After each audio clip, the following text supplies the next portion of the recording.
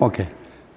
So, the meeting between God and Job is at the level of existence, not at the level of reason. One rational mind asking for reason, the other rational mind giving the answer for that. That is not the way Job is asking, but rather in the vibrancy of their existence, Job's existence, he expresses himself. He had the freedom to express himself. Thus, we can apply that one to the relation between two persons.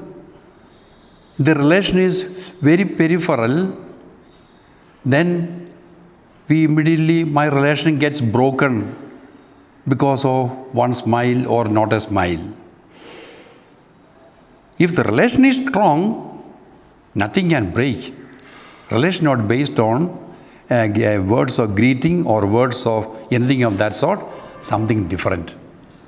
That is what you find in the case of. So it's a personal relation, a personal commitment. It is not a superficial friendship. A commitment, a mutual commitment. I am committed to you as God is committed to me. That commitment is a strong link. Faith is that kind of a link. And there, so one can express oneself provided the link is there.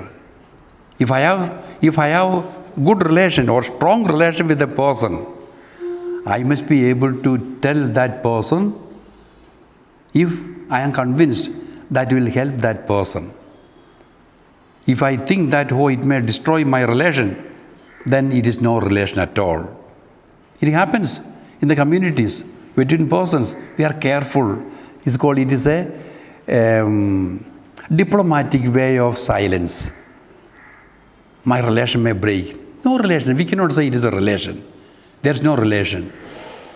If you are really concerned, if you are really related, I must be able to convey myself, communicate myself with the other in terms for the good of the other and good of myself as well. That is the meaning of relation, a relation of faith. So Job is taken as an example in this context. So they meet on the level of existence and not on reason. Job's relation to God is one of faith that takes the varying shapes of revolt, dismay, anger, and confusion. He is also confused. But that is one way of expressing himself. In these varying expressions, Job had a personal trust in God that makes him convinced of his finitude. He had a trust in God. You know better. I am suffering. I am trying to think, but my reason is so limited. I am with my reason, I am trying to understand why I am given this suffering. But I am not able to understand the finitude of my understanding. My reason is so finite. Job comes to that one.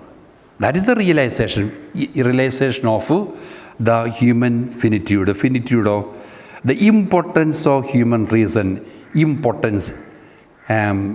inability or powerlessness. Impotence means powerlessness of human reason. Human reason don't think that I am able to understand everything. I am able to have a grip on anything and everything. Job understood and said, yes, I know that. I know it. You know better than I do. That it is not a simple surrender. He expresses himself. At the same time, he says, you know better than I do. My reason is so finite, so limited. As against this one, we find the Greeks had a different approach. The Greeks emphasized on the power of reason. Reason can know anything and everything. Aristotle emphasized on the fourfold causality. With the four causes, we are able to explain anything and everything. The power of reason. That is the hallmark of the Greeks. The primacy of reason was emphasized by Aristotle. for whom everything was rationally explicable. The Greeks touched nothing of human finitude, and I not go and elaborate this point because we have studied much on Greek philosophy.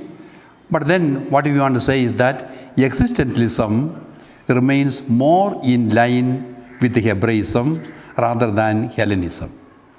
Since Greek philosophy dominated the West, Greek philosophy, it controlled the Western life and thought, and also it was taken up again by the church.